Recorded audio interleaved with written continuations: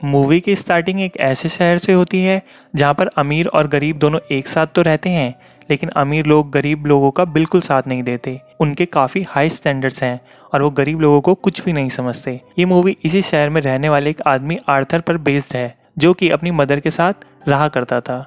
उसे कॉमेडी बहुत पसंद थी और वो एक दिन बहुत बड़ा कॉमेडियन बनना चाहता था। उसका आइडियल एक आदमी था जो कि एक बहुत बड़े कॉमेडी शो को होस्ट करता था। वो कहता था कि मैं भी एक दिन उनके शो में उनके साथ खड़ा होऊंगा और वो इसके लिए बहुत मेहनत किया करता था। फिर एक दिन हम आर्थर को देखते हैं जो कि किसी कंपनी की एडवर्टीजमेंट के लिए एक साइन बोर्ड लेकर रोड पर खड़ा होता है कि तभी कुछ शरारती बच्चे वहां पर आते हैं और उसे बहुत तंग करके उसका साइन बोर्ड छीन कर भाग जाते हैं। आर्थर यहाँ पर जोकर बना होता है, उन बच्चों के पीछे भागता है ताकि अपना साइन बोर्ड ले सके और वो बच्चे उसे बहुत भगाते हैं और वही साइन बोर्ड उसके मुंह पर मारते हैं, जिसके बाद वो साइन बोर्ड टूट जाता है और वो आर्थर को भी बहुत बुरी तरह मारते हैं और वो काफी हर्ट होता है और वो सीधा अपने बॉस के पास जाता है। वो उन्हें सब कुछ बताता है बच्चों ने उसके साथ क्या क्या किया, लेकिन उसका बॉस उल्टा उसे डांट देता है और कहता है कि तुम्हारा दिमाग तो ठीक है, बच्चे ऐसी हरकत कैसे कर सकते हैं। और बॉस उसे कहता है कि मैं तुम्हें तुम्हारी सैलरी भी नहीं दूंगा। आर्थर में कॉन्फिडेंस की बहुत कमी होती है, इसलिए यहाँ पर वो अपने लिए कुछ बोल ही नहीं पाता।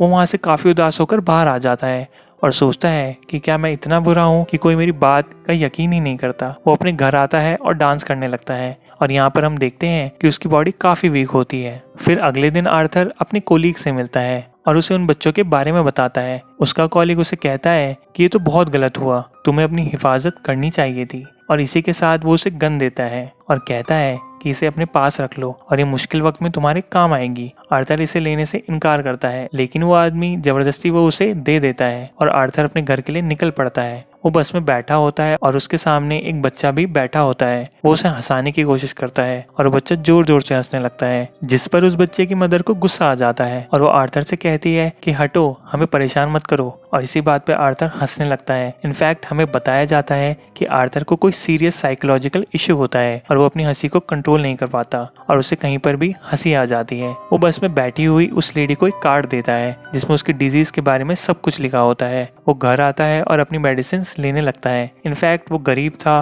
और ये दवाई बहुत एक्सपेंसिव थी, तो वो गवर्नमेंट के बनाए मेडिकल स्टोर से फ्री में मेडिसिन लेता था। वो एक दिन अपने साइकेट्रिस्ट के पास जाता है। वो उसे कहती है कि मुझे अपनी डायरी दिखाओ कि तुम क्या क्या लिखते हो। और वो जैसे ही उसकी डायरी खोलती है उसमें ये लिखा होता है कि मैं इस तरह से नहीं मरना चाहता जिस तरह से मैंने अपनी पूरी जिंदगी गुजारी है। फिर आर्थर वहाँ से अपने घर जाता है तो उसकी मदर उससे पूछती है कि क्या थॉमस की तरफ से कोई लेटर आया। तो आर्थर कहता है कि नहीं, आज भी नहीं।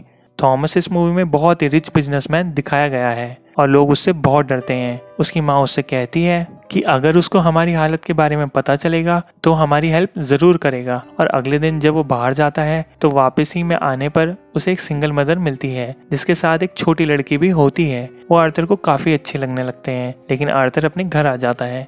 यहाँ पर उसकी मदर उससे फिर से उसी लेटर के बारे में पूछती है तो आर्थर कहता है कि आपका क्या लेना देना है उससे, वो हमारी हेल्प नहीं करेगा। अगले दिन हम देखते हैं कि वो सिंगल लड़की आर्थर के घर आती है। वो उससे कहती है कि मैं कुछ टाइम से नोट कर रही हूँ कि तुम मेरा पीछा कर रहे हो, जिस पर आर्थर कहता है कि हाँ, मुझे तुम अच्छी लगने लगी हो। जिस पर वो लड़की हंसने लगती है और जल्दी ही उन दोनों में दोस्ती हो जाती है। आर्थर को एक जगह से जोकर की ऑफर आती है। वो एक चिल्ड्रन हॉस्पिटल में होता है और जब आर्थर वहाँ पर डांस कर रहा होता है तब उसकी पॉकेट से वही गन बाहर आकर गिरती है। सब बच्चे डर जाते हैं और स्टाफ हैरान होता है कि इसके पास गन कहाँ से आई। ये बात काफी फैलती है और इसे इस जॉब से भी बाहर निकाल दिया जाता है। वो अपने बॉस को कॉल करता है कि ये तो सिर्फ एक टॉय गन है। तो उसका बॉस उससे कहता है कि झूठ मत बोलो, मुझे तुम्हारे कोलीग ने सब कुछ बता दिया है कि तुमने खुद उससे ये गन ली। यहाँ पर आर्थर का दिल दोबारा से दुखता है कि उसके कोलीग ने जबरदस्ती उसको ये गन दी। फिर हम देखते हैं कि आर्थर ट्रेन में घर जा रहा होता है और यहाँ पर 3 बिजनेसमैन होते हैं जो कि थॉमस मैन के आदमी थे। वो ट्रेन में बैठी हुई एक लड़की को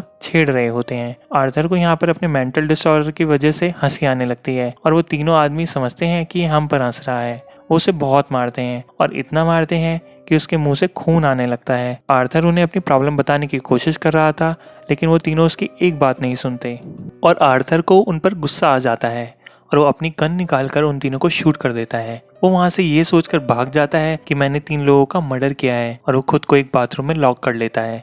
पहले तो वो डर रहा होता है, लेकिन अचानक से वो यहाँ पर डांस करने लगता है। ऐसा लग रहा था कि अब उसे कोई रिग्रेट नहीं और काफी सुकून में होता है और घर आता है और टीवी पर न्यूज चल रही होती है जिसमें थॉमस बोल रहा होता है और वो कहता है कि जिन 3 लोगों का मर्डर हुआ है वो मेरे ही आदमी थे और उन्हें किसी जोकर ने मारा। लेकिन वो गरीब लोग उन तीनों की डेथ का अफसोस करने की बजाय जोकर के साथ दे रहे थे, क्योंकि वो सब लोग जोकर का अपीयरेंस लेकर अमीर लोगों के खिलाफ स्ट्राइक कर रहे होते हैं। वहां से आर्थर अपने साइकाइट्रिस्ट के पास जाता है तो वो उसे बताती है कि हम आज आखिरी बार मिल रहे हैं क्योंकि गवर्नमेंट ने हमें फंड्स देने बंद कर दिए हैं और मैं आपका फ्री में इलाज नहीं कर सकती। और आर्थर फिर से काफी टूट जाता है और उदास होकर वहां से बाहर आ जाता है। फिर हम आर्थर को देखते हैं जो कि कॉमेडी शो में लोगों को हंसाने की कोशिश कर रहा होता है, लेकिन वो ऐसा कर नहीं पाता और परेशानी में उसे जोर जोर से हंसी आ जाती है और इसी वजह से उसका वो शो खराब हो जाता है और वो घर आ जाता है। घर आकर उसकी मदर उससे कहती है कि बेटा ये लेटर थॉमस के लिए पोस्ट कर दो। आर्थर जब ये सब पढ़ता है तो उसे अपनी उन बातों पर बिलीव नहीं होता।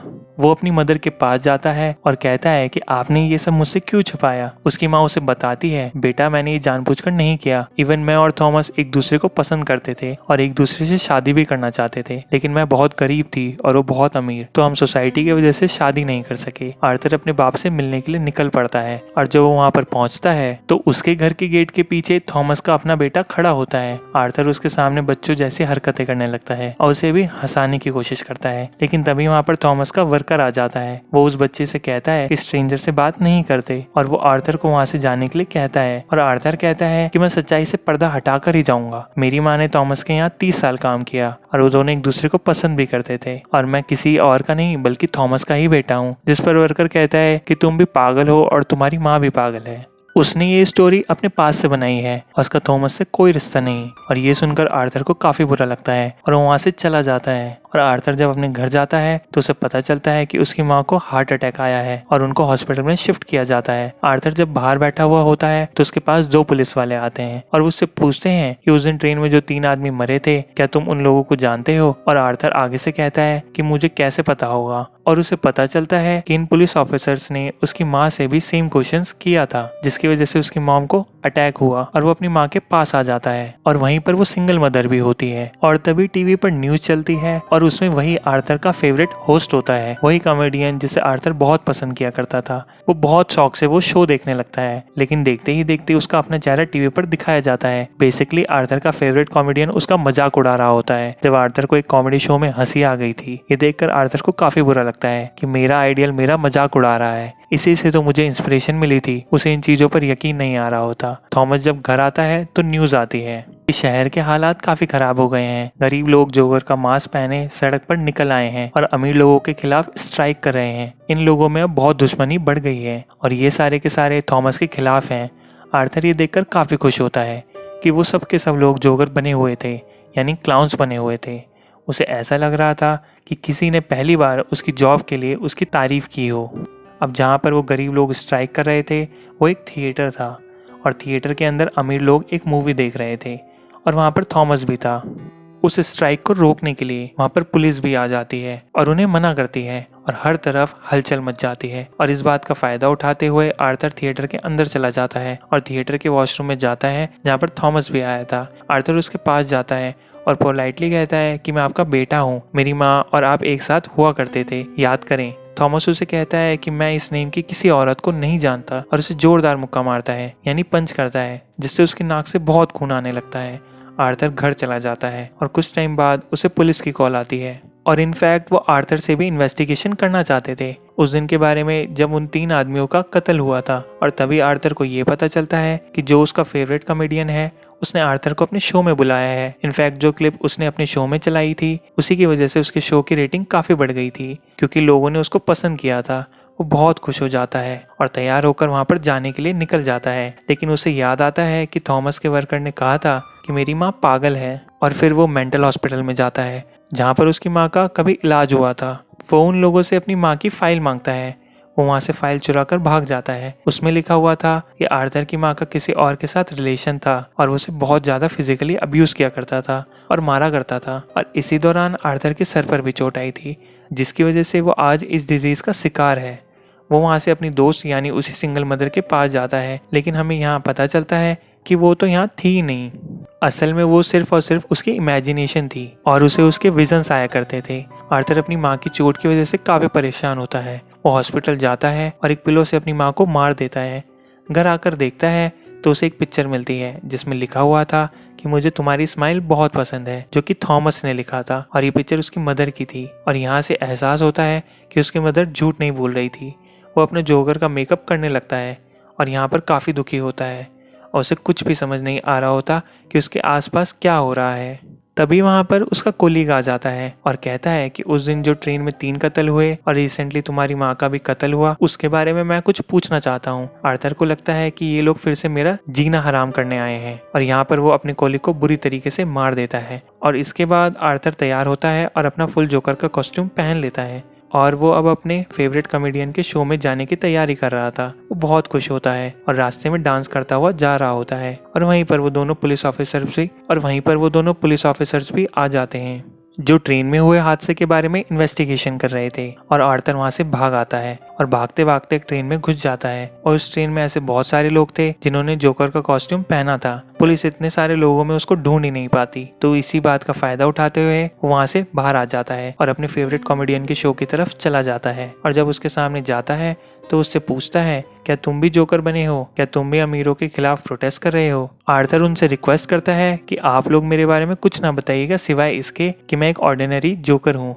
और फिर उनका लाइव शो स्टार्ट हो जाता है। ऑडियंस उन्हें देखकर काफी खुश होती है और इस चीज को अप्रिशिएट कर रही होती है। वहाँ पर आर्थर का फेवरेट कॉमेडियन उससे क्वेश्चंस करता है कि तुम यहाँ पर जोकर बनकर क्यों आए हो? तो जोकर उससे कहता है कि मैं हमेशा खुश रहना चाहता था और मैं लोगों में भी खुशियां बांटना चाहता था। लोगों ने मुझे ऐसे पसंद किया तो मुझे लगा कि मैं ऐसे ही आ जाऊं। वो वहाँ पर एक बहुत ज्यादा सरप्राइजिंग बात भी करता है। वो इस लाइव शो में सबके सामने ये बता देता है कि उस दिन ट्रेन में जो 3 लोग मारे गए उनको मैंने ही मारा है। और वो कहता है कि मैंने ये सब आपको इसलिए बताया कि अब तक कितने गरीब मरे और कितने ज्यादा अमीर लोगों ने गरीब लोगों का कत्ल किया, लेकिन आज तक किसी ने नोटिस किया? किसी ने नहीं। किसी ने भी उन अमीर लोगों के खिलाफ आवाज उठाई और उन गरीब लोगों को याद किया तो मुझे बताएं, लेकिन मैंने किसी अमीर आदमी को मार दिया तो लोग इतना शोर क्यों मचा रहे हैं? क्या सब इंसान बराबर नहीं होते?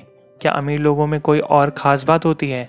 वो कहता है कि सोसाइटी बहुत खराब हो चुकी है, वो सिर्फ अपना फायदा देखती है और आज तुमने मुझे इस शो में बुलाया है तो ये तुम्हारी हमदर्दी बिल्कुल भी नहीं है। तुम्हारे शो की रेटिंग मेरी वजह से बढ़ रही थी इसलिए तुमने ऐसा किया।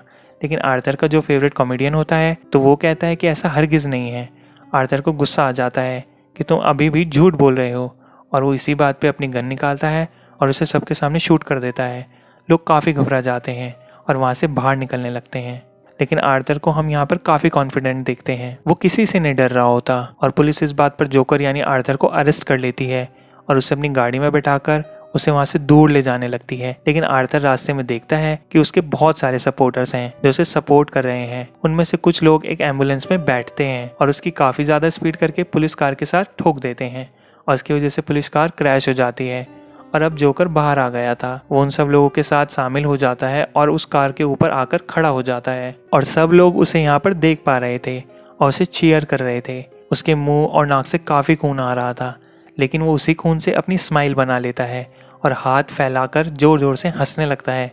ये इनफैक्ट एक ऐसी स्माइल थी जिसके पीछे गम, तकलीफ, दर्द सब कुछ छुपा हुआ था। वो अब उन सब लोगों का हीरो बन चुका था और वो यहाँ खुश था कि फाइनली लोग उसकी तारीफ कर रहे थे, उसे अप्रिशिएट कर रहे थे। और दूसरी तरफ हम थॉमस को देखते हैं जो कि अपनी प्रेजेंट वाइफ और बेटे के साथ ये शहर छोड़कर जा रहा था।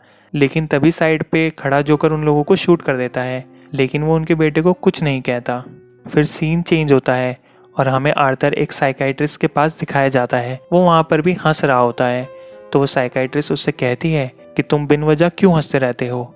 तो आर्थर उससे कहता है कि आप इस फीलिंग को कभी नहीं समझ पाएंगी। और ये कहकर वो वहाँ से बाहर आ जाता है।